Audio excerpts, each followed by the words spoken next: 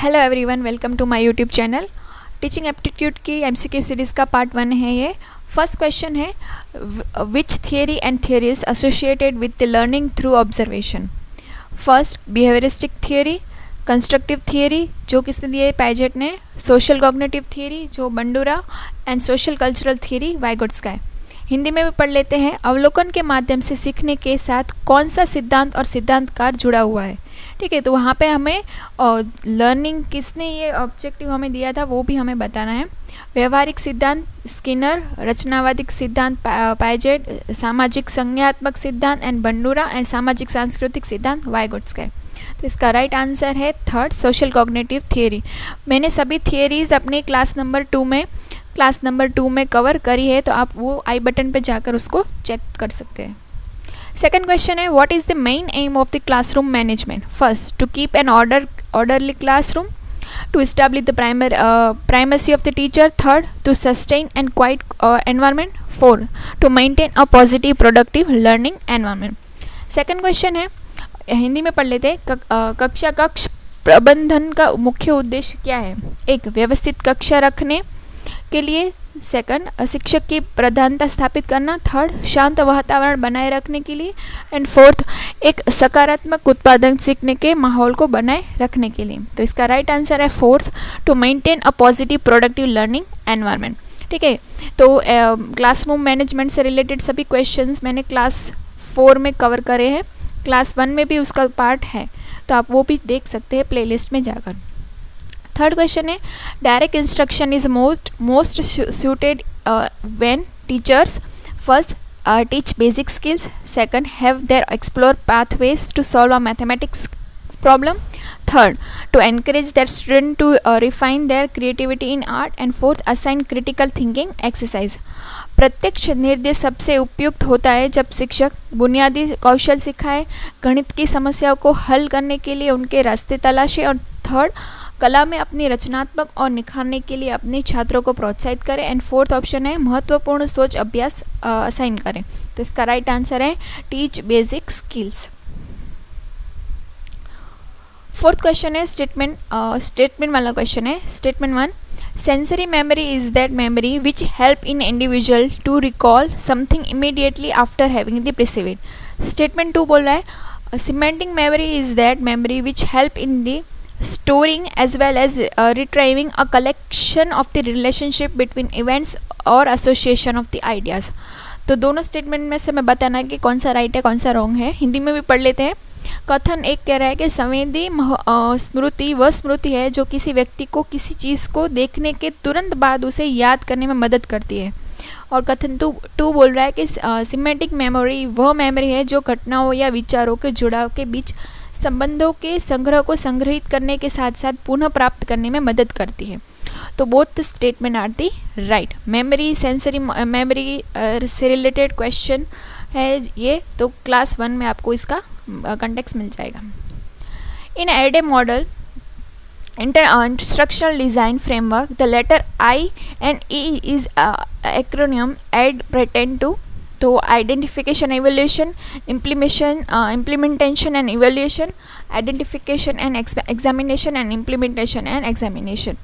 निर्देशात्मक डिज़ाइन ढांचे के आइडे मॉडल में आइडे के परिवर्णीय शब्दों में I और E अक्षर किससे जुड़े हुए हैं। तो पहचान और मूल्यांकन, कार्यान्वयन और मूल्यांकन, पहचान और परीक्षा और कार्यान्वयन और परीक्षा। तो इसका राइट आंसर है इम्प्लीमेंटेशन एंड इवोल्यूशन।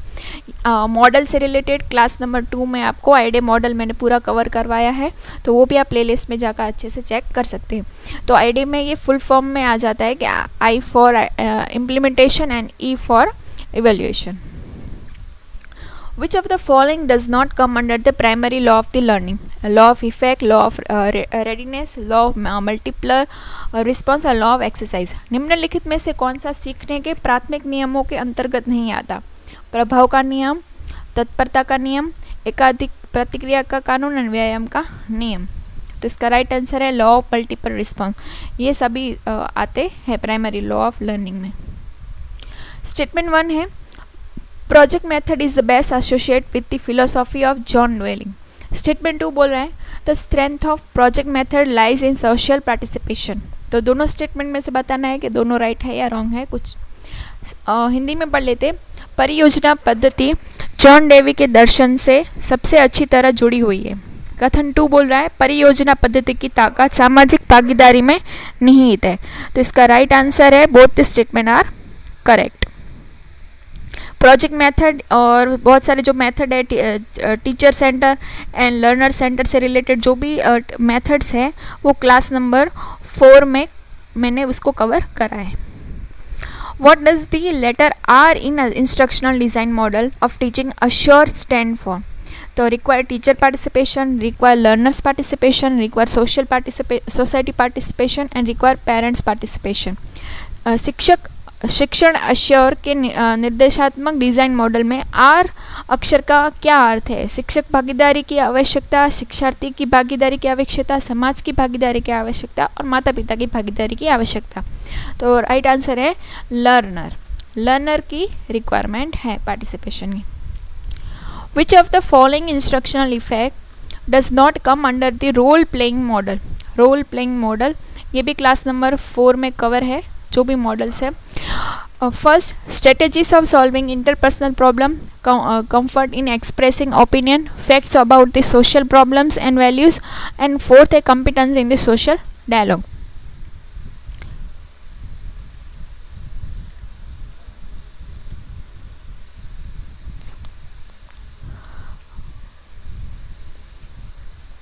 सॉरी, तो इसका राइट आंसर ही आ गया हम, सॉरी उसमें हिंदी में भी पढ़ लेते हैं। निम्नलिखित में से कौन सा निर्देशात्मक प्रभाव रोल प्लेइंग मॉडल के अंतर्गत नहीं आता? पारस्परिक समस्याओं को हल करने की रणनीतियाँ, राय व्यक्त करने में सुविधा, सामाजिक समस्याओं में मूल्यों के बारे में तथ्य और सामाजिक संवाद में क्षमता। तो इसका राइट आंसर है fourth competence in social dialogue. Sorry ये वाला। स्टेटमेंट 1 है in learning law of multiple response means an individual respond to a new situation to an basis of the response made by him in similar situation in the past. Second statement है in learning law of analogy implies when the individual in confronted with the new situation her respond in the variety of way before arriving at the correct response. Hindi में पढ़ लेते हैं। सीखने में कई प्रतिक्रियाओं के कानून का अर्थ है कि एक व्यक्ति अतीत में समान स्थितियों में उसके द्वारा की गई प्रतिक्रियाओं के आधार पर एक नई स्थिति में प्रतिक्रिया करता है।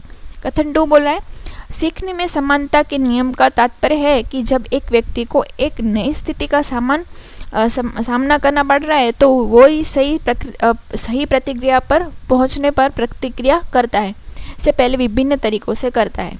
तो इसका राइट आंसर है सेकंड कि both the statement are false. Assure model of the learning ABCD stands for the well stated learning objectives. What does C stands for? तो C stands for the सीखने के लिए अश्योर मॉडल में ABCD अच्छी तरह से बताई गई है, तो सीखने के उद्देश्य के लिए बताई गई है। तो C क्या दर्शाता है? तो कंडीशंस दर्शाता है। सेकंड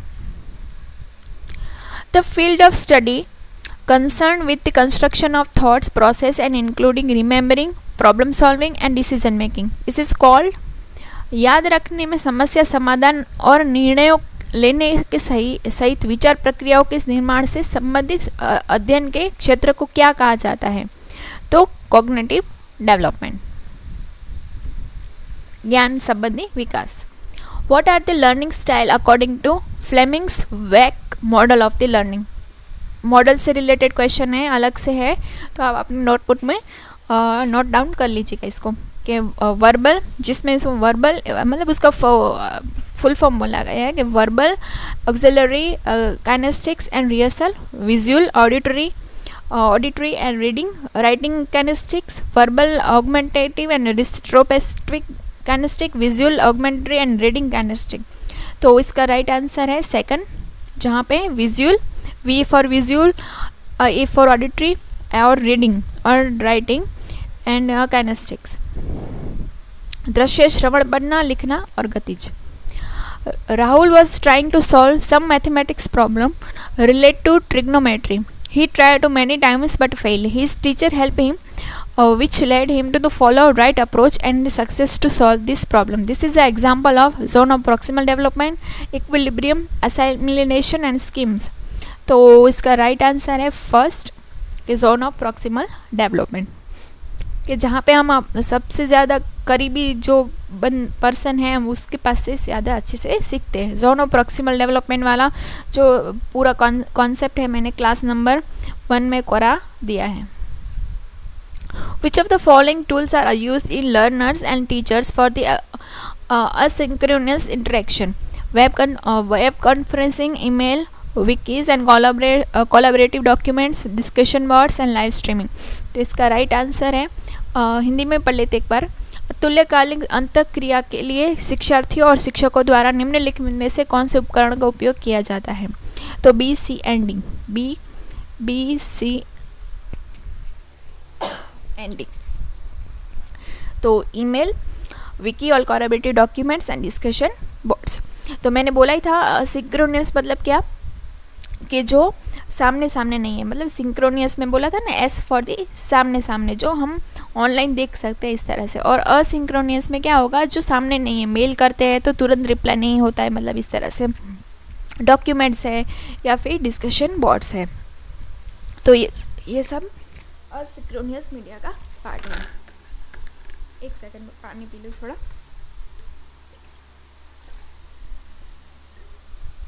नेक्स्ट क्वेश्चन है, which of the following are the strategies of the cognitive apprenticeship to develop higher order skill among the learners? First, mentoring, collaboration and socializing. Second है modeling, coaching and scaffolding.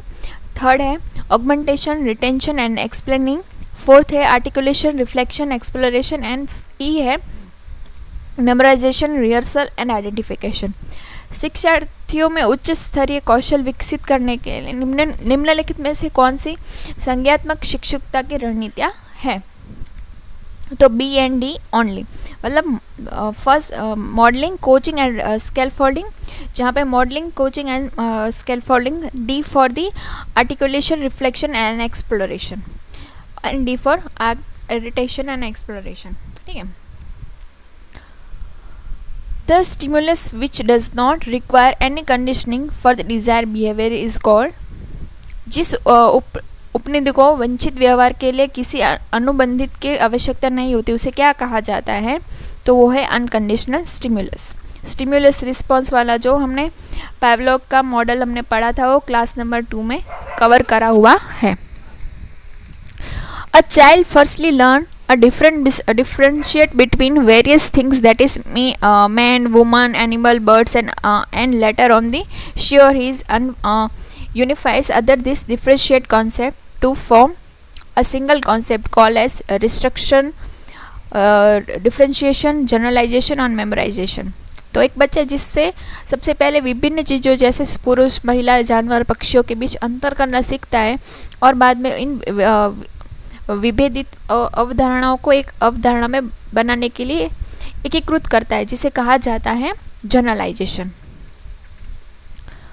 Next question है, which of the following curriculum development models come under the non technical non scientist model? तो Taba model, Hunkins development model, Goodland model and open classroom model. तो इसका right answer है open classroom model.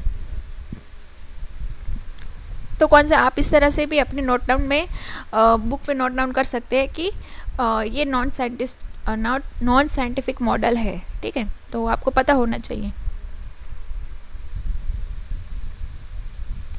Which of the following are the element of observation learning? One of the outcome of Bandura's social cognitive theory of the learning. तो socially Bandura's social cognitive theory मैंने class number 2 में अच्छे से cover करवाई है. First, attention, retention, articulation, production and motivation. तो इसका right answer है A, B, D and E. A attention, retention, production and motivation. Statement 1 है, learner center approach is center on the teacher needs. Statement 2 बोल रहा है कि learner center approach is the centre on the cooperative determination of subject matter. कथन 1 बोल रहा है कि शिक्षार्थी केंद्रित दृष्टिकोण शिक्षक की ज़रूरतों पर केंद्रित है। कथन 2 बोल रहा है कि शिक्षार्थी के केंद्रित दृष्टिकोण विषय वस्तु के सहकारी निर्धारण पर केंद्रित है। तो statement 1 is incorrect but statement 2 is correct. Class number 4 में ये पूरा कवर करवाया गया है, टीचर सेंटर, लर्नर सेंटर से रिलेटेड सभी चीज़ें, मेथड्स और ये सब चीज़ें। नेक्स्ट क्वेश्चन है, which of the following is the technique to provide right kind of support in the right amount at the right time to increase the child's competency. निम्नलिखित में से कौन सी तकनीकी बच्चों की क्षमता बढ़ाने के लिए सही समय पर सही मात्रा में सही प्रकार की सहायता प्रदान करती है? तो आंसर है scaffolding. Which of the following curriculum development model come under the technical scientific model? तो इसका राइट आंसर है टाबास मॉडल। ये वाला जो आगे हमने पीछे देखा ना, कौन सा वाला था, ओपन क्लासरूम, तो comes under non technical non scientific model था। तो ये ओपन क्लास वाला था, टाबा वाला है तो वो क्या है, साइंटिफिक है। तो इस तरह से हमें पता है ना, एक ही क्वेश्चन से हमें कितने सारे और भी क्वेश्चन से बारे में हमें पता चल रहा है कि कौन सा ये टेक्निकल साइंटिफिक मॉडल है, ये नॉन टेक्निकल वाला था। तो इस तरह से विच of the following statement best describe brainstorming method of the teaching? First, production of the large number of idea, small steps presentation with the feedback provide. Third है content deliver in the lucid language, and fourth है theme based interaction among the participant interaction among।